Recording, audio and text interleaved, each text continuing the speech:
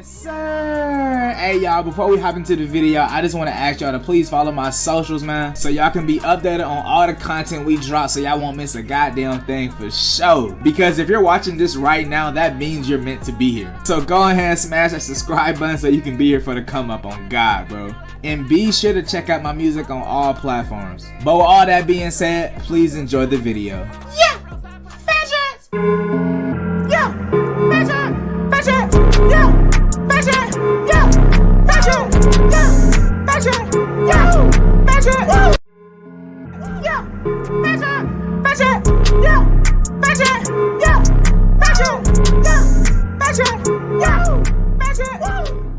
What is going on to my fellow Gator fans all around the world? I would like to introduce you all to my very brand new first podcast, the FatFloridaFan Podcast. And I am your host, Fat Dreadz. Now, before we really hop into any information on the Florida Gators, y'all, I just want to give a quick background on myself and how I became a Florida Gator fan and things of that nature.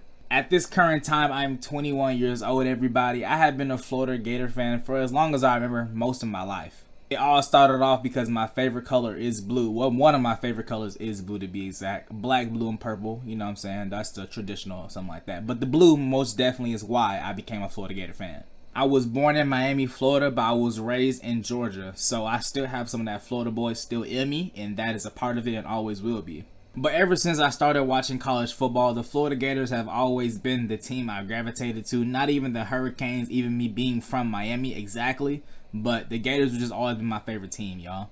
And it's crazy, bro. It's actually crazy that I'm in the midst of making a Florida Gator podcast in the middle of our season being completely ass. Like, completely. I done been around for a while now, y'all. I done been here for the Trayon Harris days, the Jeff Driscoll days, Del Rio, Appleby.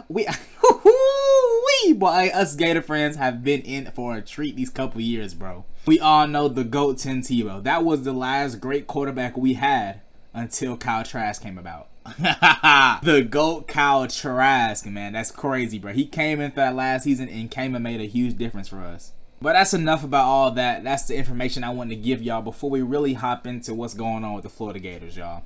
But the reason I really made this podcast, y'all, is just because, bro, like, I have some things to say, and I feel like a lot of people will agree with me on the things I have to say, y'all. So this podcast is going to be with respect. It's nothing really like a personal against y'all. This is just about how I feel about the football season, the basketball season, and things like that nature. It's just like that. So we're going to keep it respectful, but we also going to call it how we see it. We're going to call a spade no matter what, y'all. So I'm going to keep it as real as possible, and that's what y'all going to get from me. Also, if you would like to check out the intro song, that song is called Insane by Fat Dreadz on all platforms. And also, if you guys want to check me out on other platforms, you can type in Fat Dreadz, FatDreadz. It's with the Z, not with an S. I am on YouTube at Fat Dreadz, Twitch at Fat Dreadz, music on all platforms Fat Dreadz, and I am now on Apple Podcasts and all the other podcast nature this goes to at Fat Dreadz. With all that being said, guys, I hope the podcast space treats me well, and I'm hoping for blessings. So with all this being said, y'all, let's go ahead and hop into the business of what really needs to be talked about. Woo! Okay, y'all, so where do I even get started to be for real with y'all, bro? Dan Mullen has been with the Florida Gators for 4 years now. 2018, 2019, 2020, and 2021, which is the current season.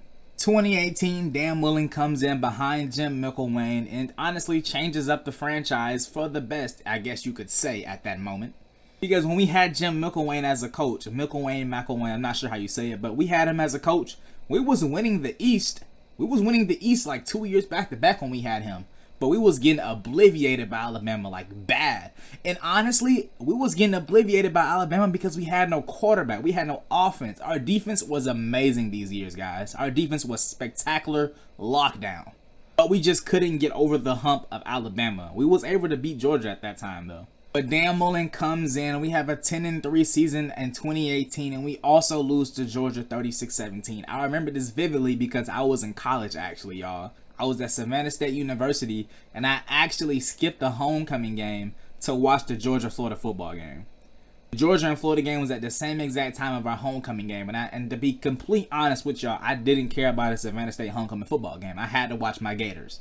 I watched us get our ass kicked, but I had to watch my Gators. And at this time, our quarterback was Felipe Franks, y'all. It's so many different points I kind of have to hit on this first episode for it to be a decent first episode, but it's okay.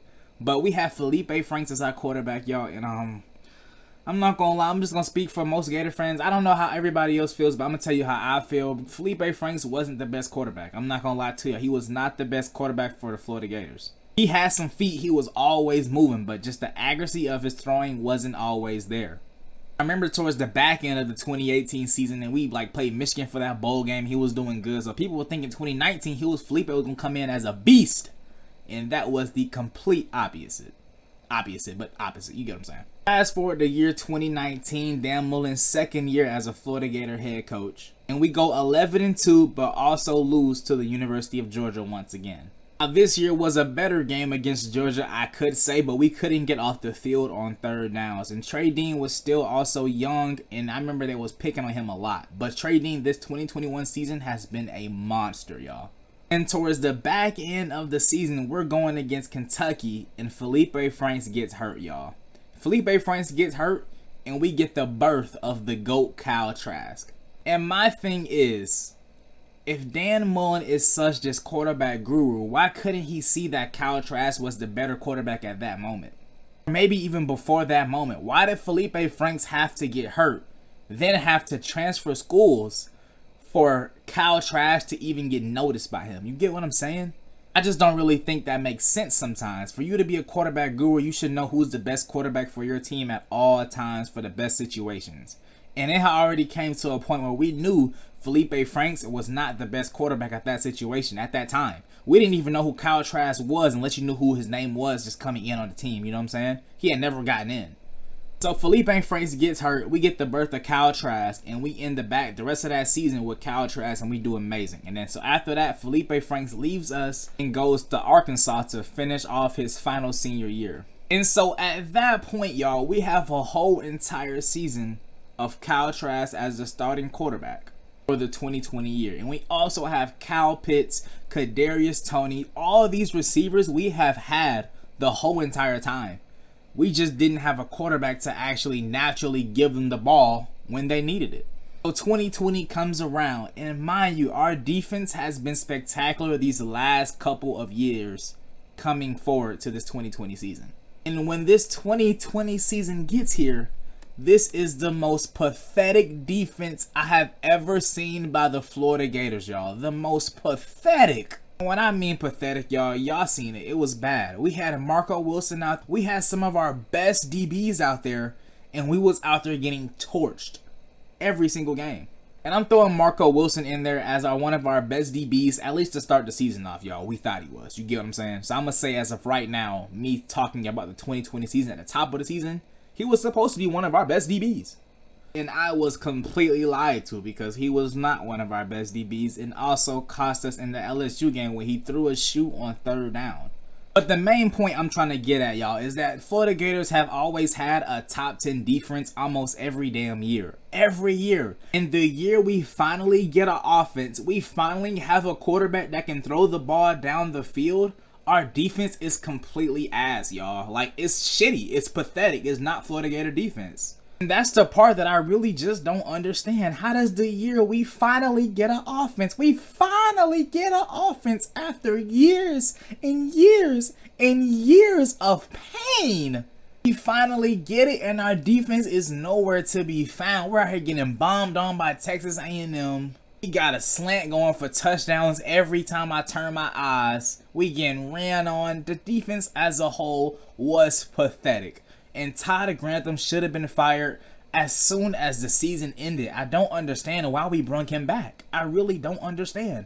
After a season of defense looking like that, how can you bring him back to be your defensive coordinator for another year? I don't quite understand that, bro. And I think Dan Mullen needs to do his job. It's comical sometimes. I feel like he's trolling us. Does he want us to lose? So we bring Todd Grantham back for another year, and here we are at the start of the 2021 season. And mind you, last year we had two Heisman, oh my God, we had two Heisman runners, Kyle Trask and Kyle Pitts, and we did not make the playoffs. Let me repeat that for y'all. We had two Heisman runner-ups, Kyle Trask and Kyle Pitts, both in the NFL now doing an amazing job. And we did not make the playoffs. That is pathetic. That makes the Florida Gators look bad. That, like, what are y'all really doing over there? To have two on offense. Offense was that crazy. But defense was nowhere to be found the whole season. And I don't blame the players so much because, yes, we have problems tackling and things like that, but it's the scheme, y'all. It's the scheme. When Todd Grantham's defense is good, it looks good as hell. But when it's bad, I'm telling y'all, it's goddamn about 50 points on our damn head, and I don't get it. I don't get it. So for a season of defense to be that fucking pathetic, why are we bringing him back, man? I don't get it. So we bring him back another year, 2021. We got a new quarterback, a whole new team, if you want to say that. Seeing Emory Jones getting a couple times behind Kyle Trask for a couple plays or for whatnot, things like that, he did fairly good. But for this 2021 season, his first year ever starting, it hasn't been what he wanted it to be quite honest, y'all.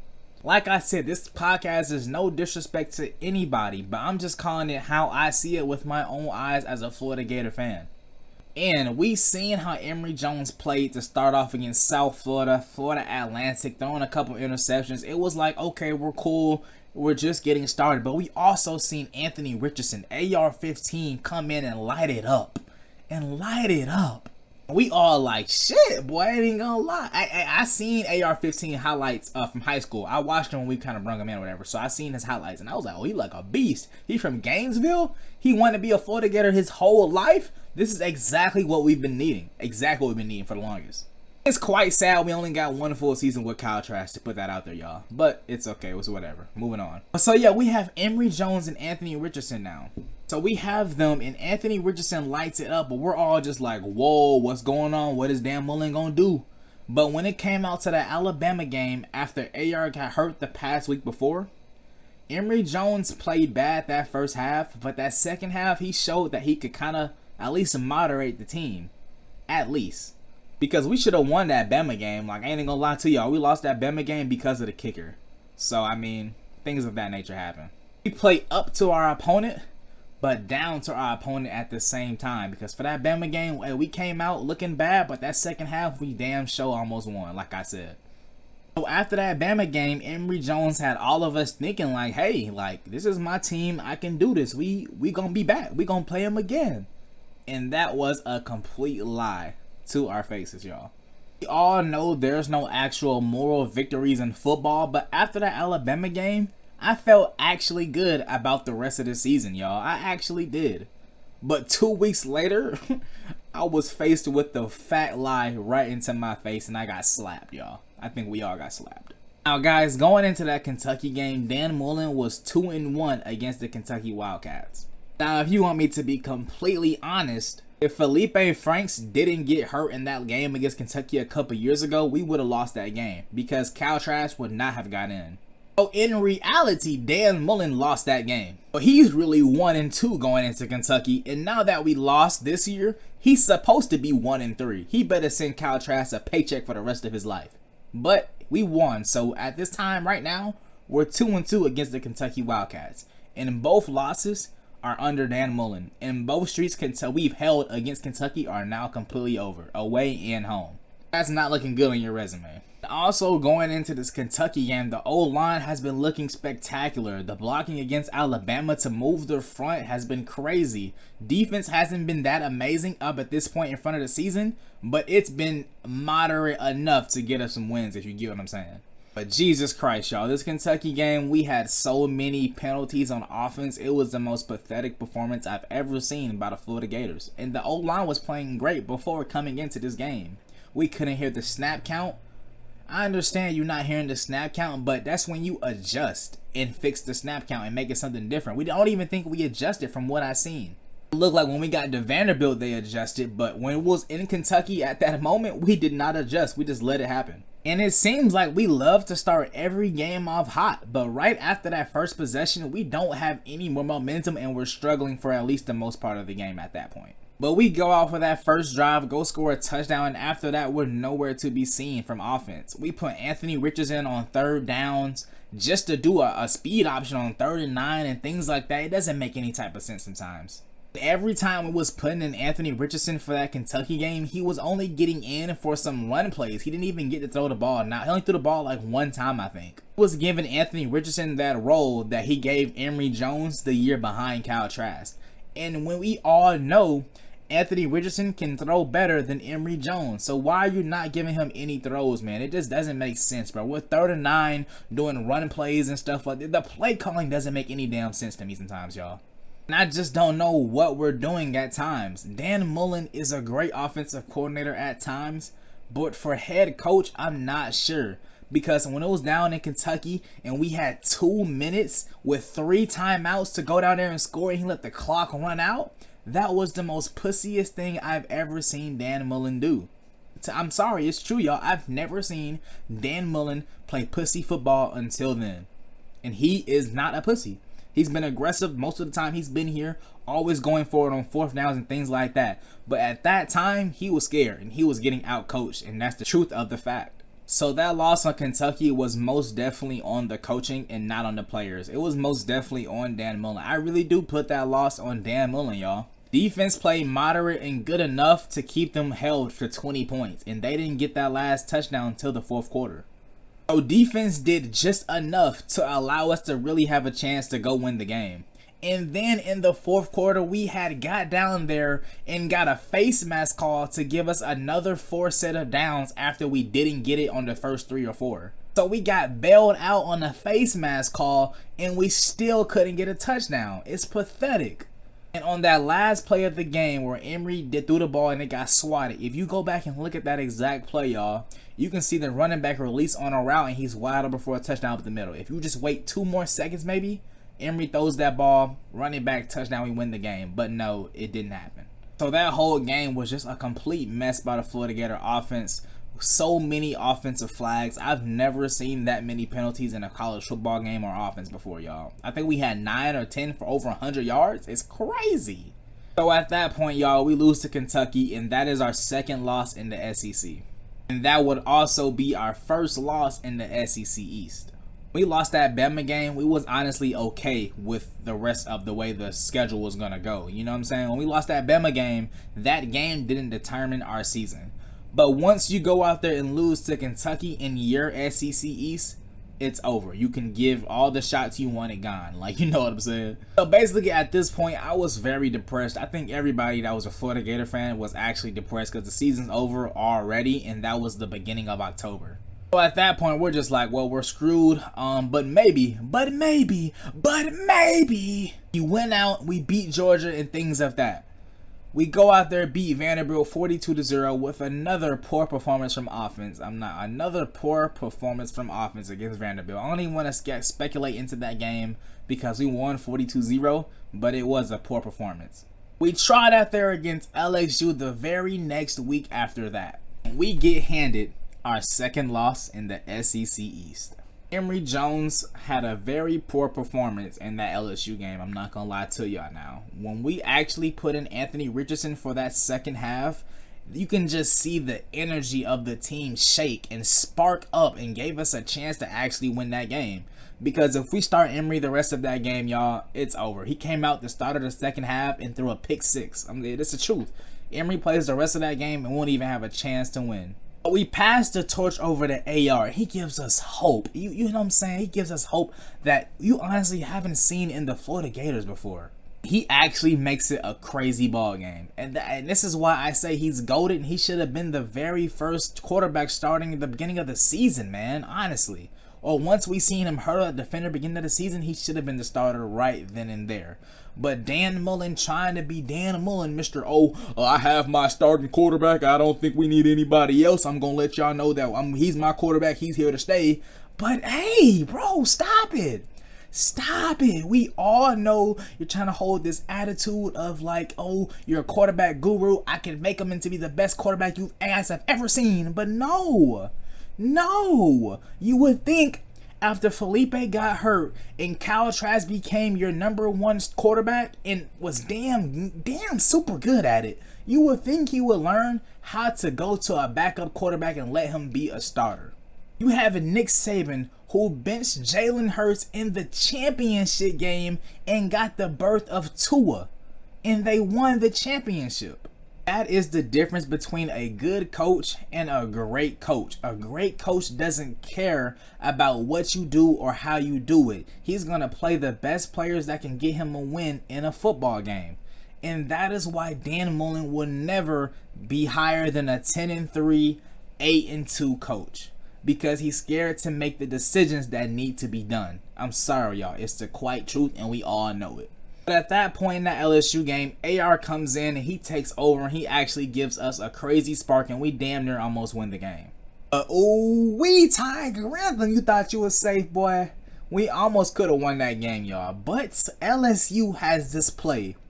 It's a counter play where the left guard and the left tackle are pulling, and I tell y'all, when we got 8 up, we got an 8 up, y'all. That was the most craziest thing I've ever seen in my life. They did the same play. They did the same play over and over and over and over and over and over and fucking over again, and we couldn't stop it. We didn't adjust. We just let it happen. I think one of our defensive players said we were given the adjustments we were told to make, and that was that. We tried to execute, and we could not execute. And we all know we run a 4-2-5 defense. 4 D linemen, 2 linebackers, 5 DBs.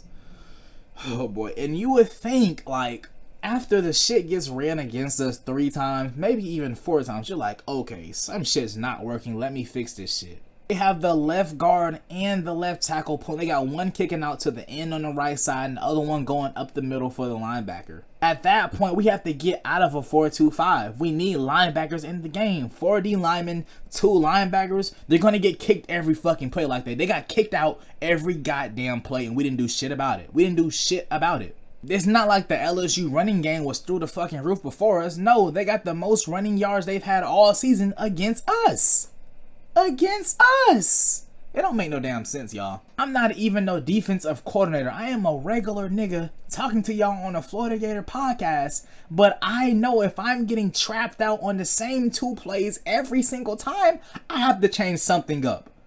I have to get out of that 4-2-5 because it's gonna get me killed. And then guess what? It got us killed and it got us a loss.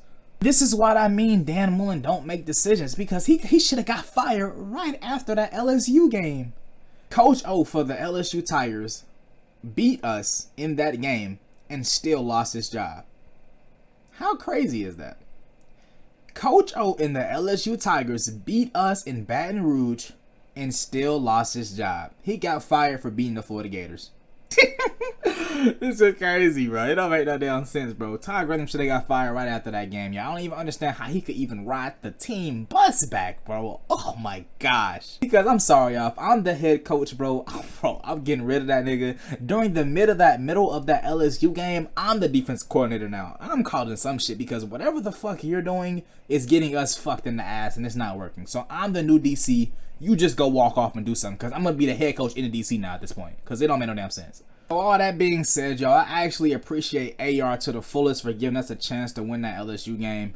But Ty Grantham, you have got to go, my boy. I think his contract is up this year, and we're not going to renew it. But that's Dan Mullen buddy, so you know he's not going to fire him. That's why he was still here for this year. That's his buddy. He's scared to fire his buddy. It be like that, I guess. It'd be like that.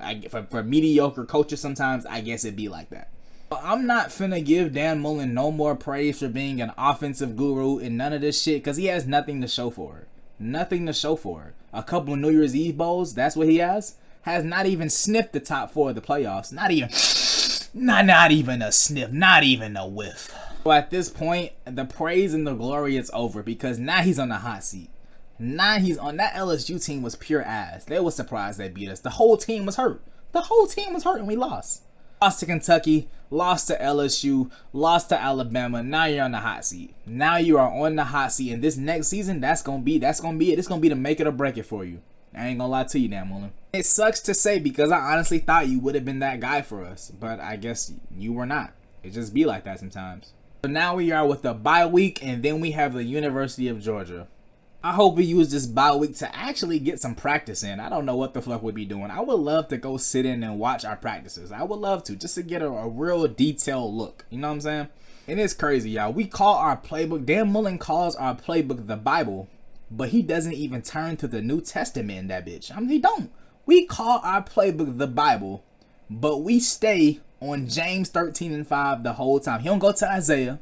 He don't go to Ezekiel. He don't go to Luke. He don't go to Deuteronomy. He don't go to nobody. We stay on the same page the whole time. It don't make no. It's not no damn Bible. That shit is a fucking packet. Like, I don't know what it is. So like I said, y'all, this has just been the upcoming episode, the first episode of the Fat Florida Fan Podcast, y'all.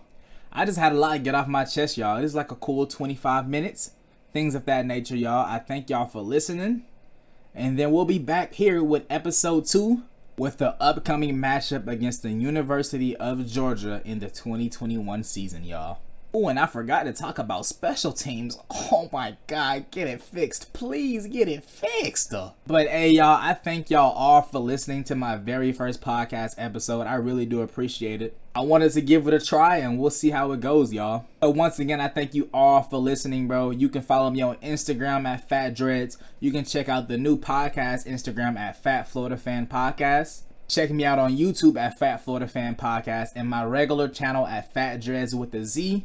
Check out my music on all platforms and pull up to the Twitch stream for the watch party for the Florida Gators every week, guys. But with all that being said, y'all make sure y'all tell y'all friends about this podcast, and I'm going to catch you guys next episode. Yeah! Fat Dreadz and go Gators.